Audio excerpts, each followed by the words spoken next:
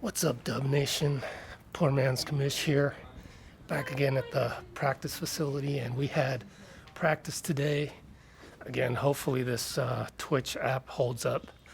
But we had KD in the chair. That was pretty cool. And then Steph Curry, also Steve Kerr. Video-wise, we got a shot of the court and a couple views. Boogie shooting with the bench, and we got a bunch of Steph Curry. Got a little bit of Clay, so that's good. I'm gonna stop it right here next to Don Nelson right there, Nellie, because I have something to talk about regarding Nellie. It's an aside, but I'll come back to him in a minute. Back to practice, it was basically KD speaking for the first time. I think someone mentioned like 11 days or something. I guess it's been a while since he strained that calf. And he talked about how he had to, he thought it might have been Achilles at the first moment because he was thinking Kobe. He was thinking Dikembe. He was, not Dikembe, Dominique Wilkins. And everybody's saying that it feels like you get kicked in the leg when that happens. So it's all right. He basically went through his thoughts when that happened. So that was kind of interesting. But also just the whole kind of media circus and the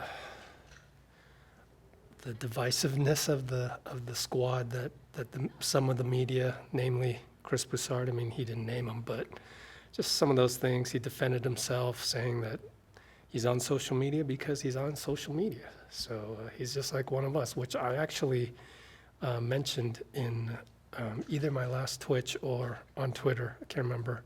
But that's the reason why KD does what he does, is because he just wants to be like everyone else, like be able to banter. He's a very talkative guy, especially on the court. So he'll get into it with fans, and you can see the correlation going off the court and being on social media. Steph Curry did a great job of defending KD and basically saying that nobody really celebrates in the media how they're winning. Instead, they're talking about how they're playing better without KD, this without KD, that without KD. So you should check that out. The whole Steph Q&A, in my opinion, is always great. He doesn't give us the greatest quotes, but today he did. He's always thoughtful. He may be frustrated, but he never lashes out. I call him a saint. I call him Saint Steph. And he's a role model to all of us, myself included, on how to handle difficult situations, and he handled one today. You should check it out. One of the things he said was he went back to an anecdote of Game 6 where Draymond even mentioned that they were pretty much quiet because they all had that, quiet resolve, that focus for Game 6, ready to go without KD. And Steph said that they didn't need somebody to say, all right, let's go. Let's block out the noise. They didn't need a rah-rah like that. They're professionals and they know what's up and they're mature.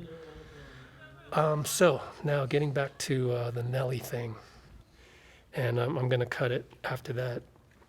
Hopefully this live stream survives that, not like last time.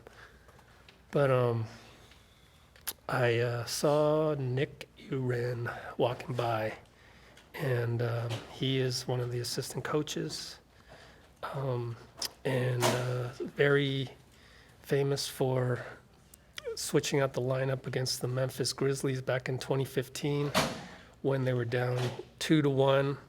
He suggested that Bogut cover Tony Allen, and then later on he suggested that Iguodala start the finals after going down 2-1 to the Cavs. And basically after that, a lot of teams started thinking about going small, and now you see it in the whole franchises of the Rockets and the Clippers at the very least.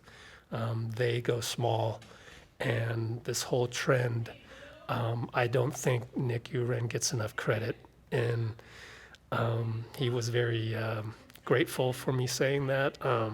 He said I made his day, and little does he know, he made my day for saying I made his day. But there's been articles out recently about this guy right there, Don Nelson, one of the innovators, and got a lot of credit for small ball, but also guess who else should get credit besides, well, according to the Sports Illustrated article from 2015 that I researched when I was doing something related on Twitter just a day ago, saw the Sports Illustrated article on Nick Uren and how he made the change in 2015 and in the series against Memphis as well as Cleveland.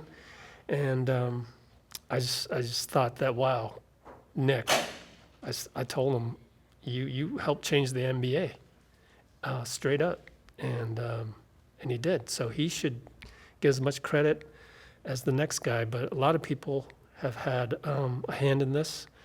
Nellie was definitely the first one with enough balls to do it on a regular basis. So give credit to him, but then also give credit to Greg Popovich, who did it with the Spurs against the Heat when he switched out Boris Diaw, or switched in Boris Diaw, and then Nick Uren. He's the one that re-watched that tape during the Memphis and then during the Cleveland series in 2015, and then look at him now. I mean, Andre Iguodala, starter. So, and a lot of it has to do with Draymond being able to do what he does. So, just a cool thing that happened today, this afternoon. And so I'm going to write that up on Patreon. It'll be entitled "How I Made Nick Uren's Day, Which Made My Day." So I'm going to sign off now. Again, I just feel like the best way to experience what I experienced today was just to check out all my videos on YouTube. It's the Let's Go Warriors channel. Literally, I feel like you can learn so much more just sitting down and watching Steph talk for 12 minutes, literally, than anything else. More than you can watching, ESPN talk show hosts yell at each other, or in this case, Fox Sports guys go at each other. So check those out. KD, we have Steve Kerr in there giving us updates on him and Boogie. And we have Boogie shooting around, Clay shooting around, Steph shooting around, Steph kicking the ball, like we do all the time. Thanks, guys, and I don't have anything else to offer except tomorrow we'll be back again, so that's Saturday. Sunday will be a day off, as I expected, because a lot of guys actually go to church on Sunday, so that if they're going to take a day off, it's usually Sunday.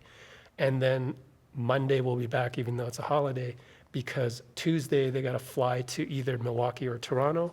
I'm hoping it's Milwaukee because I already booked everything for Milwaukee. Luckily, it's refundable, but to book everything back to Toronto is going to be a pain in the butt. And then we have Media Day, NBA Finals Game 1 next Wednesday, and then Game 1 next Thursday.